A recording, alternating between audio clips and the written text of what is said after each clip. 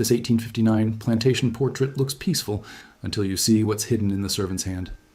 Dr. Sarah Mitchell stood in the climate-controlled archive of the Virginia Historical Society, her eyes fixed on a daguerreotype that had arrived in an unmarked box 3 days earlier. The photographs showed the Ashford family of Richmond, Virginia, posed formally on the steps of their plantation manor in 1859. Master Jonathan Ashford sat centered, his wife beside him, their 3 children arranged like porcelain dolls. Behind them, barely visible in the composition, stood 5 enslaved servants in their formal house attire. Sarah adjusted her magnifying glass, studying the image as afternoon light filtered through the tall windows. At first glance, it was a typical antebellum portrait, wealthy planters displaying their prosperity and social standing. But something about the posture of one servant had caught her attention during her initial examination. The woman stood slightly apart from the others, her face turned at an unusual angle. Sarah leaned closer, her breath catching. In the servant's right hand, partially obscured by the folds of her dark dress, was something that shouldn't be there. A piece of paper folded tightly, held with deliberate tension. Sarah's pulse quickened. In hundreds of plantation photographs she'd examined, she'd never seen an enslaved person holding anything in a formal portrait. Everything was controlled, orchestrated, designed to project a specific image of the antebellum South. She reached for her digital camera and began taking high-resolution photographs of the daguerreotype, focusing on the servant's hand. The paper was there, undeniable, impossible to explain away as a shadow or artifact of the photographic process. "This changes everything," Sarah whispered to the empty room. Sarah spent the next morning researching the Ashford family. Property records showed that Jonathan Ashford owned a tobacco plantation called Riverside Manor, employing 47 enslaved workers in 1859. He was a respected member of Richmond society, serving on the city council and attending St. John's Episcopal Church. The daguerreotype had been created by Marcus Webb, a traveling photographer who documented wealthy families throughout Virginia between 1855 and 1861. His ledgers, preserved at the Library of Virginia, confirmed the sitting date, August 14, 1859. Sarah examined Webb's other work, studying dozens of plantation portraits. None showed servants holding anything. The standard composition placed enslaved people as background elements, symbols of wealth rather than individuals with agency. She returned to the original photograph, using specialized software to enhance the image. The paper in the servant's hand became clearer. It appeared to be folded multiple times, small enough to conceal but large enough to contain writing. Sarah contacted her colleague, Dr. Marcus Reynolds, a historian specializing in enslaved resistance movements. He arrived at the archive within an hour, his weathered face showing immediate interest when he saw the photograph. "That's deliberate," Marcus said, adjusting his glasses. "She's holding that paper at precisely the right angle to be captured by the camera, but not obvious to anyone looking at the original sitting." "Who was she?" Sarah wondered aloud. Marcus pulled up the Ashford plantation records on his laptop. According to the 1860 census slave schedule, there were 7 women working in the main house. But there are no names, just ages and descriptions. They studied the woman in the photograph. She appeared to be in her mid-30s, tall, with strong features and intelligent eyes that seemed to stare directly through time. Sarah drove to Richmond the next day, the August heat reminding her that she was retracing steps taken in the same month 166 years earlier. Riverside Manor no longer existed. A highway interchange now occupied the land where tobacco once grew. But the Richmond Museum of the Confederacy held extensive Ashford family papers. The archivist, an elderly woman named Dorothy, led Sarah to a cramped research room. "The Ashford collection isn't frequently requested," Dorothy said, gesturing to 3 archive boxes. "Most of it is business correspondence and legal documents." Sarah worked methodically through plantation account books, supply orders, and letters. Jonathan Ashford's neat handwriting detailed crop yields, market prices, and expenses. The enslaved workers were listed as property, valued, and inventoried like livestock. Then, in a letter dated September 1859, just 1 month after the photograph, she found something unusual. Jonathan wrote to his brother in Charleston, "We've had troubling incidents. Several of the house servants have been acting peculiarly. I've increased supervision and curtailed their movements. Whatever notions they've acquired must be stamped out before they spread." Sarah photographed the letter, her mind racing. What had happened in that 1-month gap? What had the photograph captured that Jonathan only recognized later? She continued searching and found a bill of sale dated October 1859. Jonathan had sold 3 enslaved women to a buyer in New Orleans, a common tactic for removing troublesome individuals. The sale was rushed, the price slightly below market value. Dorothy returned with tea. "Finding anything interesting?" "Maybe," Sarah said carefully. "Do you know if any Ashford descendants still live in Richmond?" "There's Elizabeth Ashford Monroe. She's in her 80s, lives in the Fan District. Her family donated these papers in 1972. Elizabeth Ashford Monroe lived in a narrow Victorian townhouse painted pale yellow. She welcomed Sarah into a parlor crowded with antiques and faded photographs. At 83, Elizabeth moved slowly, but spoke with sharp clarity. "My family's history isn't something I'm proud of," Elizabeth said, settling into a velvet chair, "but I believe in facing truth, not hiding from it." Sarah showed her the 1859 daguerreotype on her tablet. Elizabeth studied it through reading glasses, her expression thoughtful. "I've never seen this photograph," Elizabeth said quietly. "My grandfather, Jonathan's grandson, destroyed most images from the plantation years. He said the past should stay buried." "Do you know why?" Elizabeth set down the tablet. There were family stories, whispers about an incident in 1859, something that frightened Jonathan badly. My grandmother mentioned it once when I was young. She said servants had been plotting something dangerous, that Jonathan discovered it just in time. "What kind of plot?" "She never said specifically, but she mentioned a woman named Clara who worked in the house. Clara was educated, taught herself to read by stealing books. Jonathan found out and had her sold south, along with 2 others. Sarah's heart raced. "Clara, do you remember anything else about her?" Elizabeth stood slowly and moved to an antique secretary desk. She withdrew a small leather journal. "This belonged to my great-great-grandmother, Jonathan's wife, Margaret. She kept brief daily entries. I've read it only once. The content disturbed me." She opened to an entry dated August 1859. "J.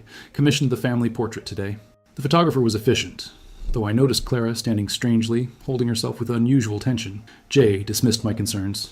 Another entry, September 12th, 1859. "J. has sold Clara, Ruth, and Diane. He says they were corrupted by abolitionist ideas, that they posed a threat to our safety. I am relieved, but troubled. Clara always served faithfully." Sarah contacted the National Underground Railroad Freedom Center in Cincinnati, speaking with Dr. James Washington, an expert on enslaved resistance networks in the Upper South. She emailed him the enhanced photograph showing the paper in Clara's hand. James called her back within hours, his voice urgent. "Sarah, this is extraordinary. Do you understand what you might have here?" "Tell me." In 1859, Virginia was a powder keg. John Brown's raid on Harper's Ferry happened in October that year, just 2 months after this photograph. But the planning for that raid and other resistance activities had been underway for months. Underground Railroad conductors were active in Richmond, helping people escape and spreading information. You think Clara was involved? Look at the timing. August photograph, September discovery, October sales, then Brown's raid in October, which terrified every slaveholder in Virginia. If Clara was connected to an underground network and Jonathan discovered evidence of it, he would have acted swiftly. Sarah felt the pieces aligning. The paper in her hand, could it be a message? Possibly a map, a coded letter, contact information. Enslaved people used incredibly creative methods to hide and transmit information, embedding evidence in a formal photograph that would never be closely examined. That's brilliant. James continued. Richmond had an active network of free black people and sympathetic whites who aided escapees. There's documented evidence of messages being passed through household servants who had more freedom of movement than field workers. How do I find out what was on that paper? You probably can't. Not directly. But you might be able to trace Clara's journey after the sale. New Orleans slave market records sometimes survived. And if she was involved in resistance activities, there might be records in abolitionist archives. Sarah made notes rapidly. Where should I start? Try the Amistad Research Center in New Orleans.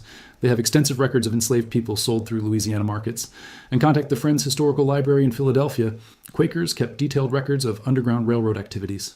Sarah flew to New Orleans on a humid September morning.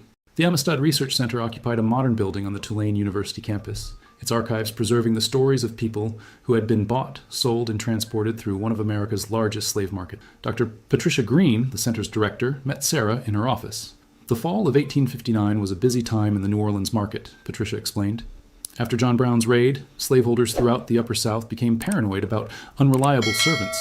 Many were sold south as punishment or preventative measure. She pulled up digital records on her computer. Sales were recorded by the notary who handled the transaction. You said October 1859? Yes. 3 women from Richmond, Clara, Ruth, and Diane, sold by Jonathan Ashford. Patricia searched the database, her fingers moving quickly across the keyboard. Here. October 28th, 1859. 3 women, ages 34, 28, and 41, sold to Jacques Beaumont, a sugar plantation owner in St. James Parish. Sarah leaned forward. Are there any other records? Medical examinations? Descriptions? Patricia clicked through several documents. Yes, here. The notary noted that one woman, age 34, had unusual scarring on her hands consistent with burns. That was sometimes code for someone who had been punished for handling forbidden materials, like books or papers. That could be Clara. There's more, Patricia said, her voice dropping. 6 months later, in April 1860, Jacques Beaumont filed a report with the St. James Parish Sheriff. One of the women he'd purchased from Virginia had escaped. The report describes her as intelligent, literate, and potentially dangerous. Sarah felt her skin prickle. Did they catch her? Patricia shook her head. There's no follow-up record. Either she was never found, or Beaumont chose not to pursue it further. By 1860, some owners were becoming reluctant to advertise escapes. It suggested weakness and encouraged others. From New Orleans, Sarah traveled to Philadelphia, where the Friends Historical Library housed Quaker records dating back to the 1680s. The library's specialist in Underground Railroad documentation, Thomas Miller, had been expecting her. "I've been researching since you called," Thomas said, leading Sarah to a private research room. The spring of 1860 was a critical period. After John Brown's execution in December 1859, Underground Railroad activity intensified. People were determined to honor his sacrifice by accelerating freedom efforts. He spread several documents across the table, letters, journals, and coded passenger lists maintained by Quaker conductors. There were 3 main routes from Louisiana northward. The most successful ran through Texas, then north through Missouri to Iowa and Illinois. Thomas pointed to a journal entry dated May 1860, written by a Quaker conductor named Rebecca Walsh. Received 3 travelers from the Gulf region, 2 men, 1 woman. The woman bore signs of hard labor but demonstrated remarkable education and determination. She carried knowledge of networks in Virginia and spoke of unfinished business. Could that be Clara? Sarah asked. It's possible. Rebecca was operating a station in southeastern Iowa at that time. She used coded language. Travelers meant freedom seekers. Gulf region indicated they'd come from Louisiana or Mississippi. Thomas showed Sarah another document, a letter from Rebecca to a fellow conductor in Philadelphia. The woman with Virginia connections has proved invaluable. She possesses information about sympathetic contacts in Richmond and detailed knowledge of household routines in prominent families. She wishes to return to help others but understands the danger. Sarah photographed the documents carefully. Did she return to Virginia? I haven't found direct evidence yet, but there are references in later correspondence to a woman working as a conductor in the Richmond area during late 1860 and early 1861, someone with inside knowledge of wealthy households, someone who could move through certain spaces without arousing immediate suspicion. He pulled out one more document, a brief notation in a ledger from December 1860. C. Reports successful passage of 4 souls from the Ashford connections. Message delivered. Back in Virginia, Sarah arranged to meet with Marcus Reynolds at the University of Richmond's Digital Humanities Lab. They'd obtained permission to use advanced imaging technology on the original daguerreotype, hoping to reveal more details about the paper in Clara's hand. The technician, a young woman named Lisa, carefully positioned the daguerreotype under a specialized multispectral camera. Now, this technology was developed for analyzing historical manuscripts, Lisa explained. It can detect ink traces, highlight texture variations, and reveal details invisible to the naked eye. They watched as the computer processed the images, applying different spectral filters. The photograph appeared on the monitor in extraordinary detail. Every fold of fabric, every shadow, every subtle variation in tone. There, Marcus said suddenly, pointing at the screen. Look at her hand. Lisa zoomed in on Clara's right hand. The paper she held wasn't just folded. There were marks visible on its surface, tiny impressions that suggested writing. Can you enhance that section? Sarah asked. Lisa adjusted the settings, isolating the paper and applying maximum contrast. Slowly, incredibly, shapes emerged. Not clear letters, but definite markings. What appeared to be a crude map with several points marked, and beneath it, a series of symbols. Marcus pulled out his phone and compared the image to examples from his research. These symbols are consistent with codes used by Underground Railroad networks. This mark, he pointed to a star-like shape, typically indicated a safe house or contact point. She was holding a map, Sarah whispered. Right there in the middle of a formal family portrait, Clara was documenting the network's locations.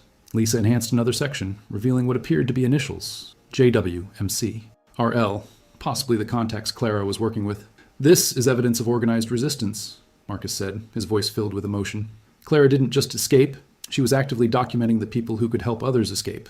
And she found a way to preserve that information in a place no one would think to look. Sarah spent the next 2 weeks tracing the initials from Clara's map through Richmond church records, Free Black Community registers, and Abolitionist Society documents. Slowly, names emerged. James Washington, a free black carpenter, Mary Connor, a white Quaker seamstress, Robert Lewis, an Irish immigrant who operated a boarding house near the river. Each had been documented in various historical records as Underground Railroad participants, though none had ever been definitively proven.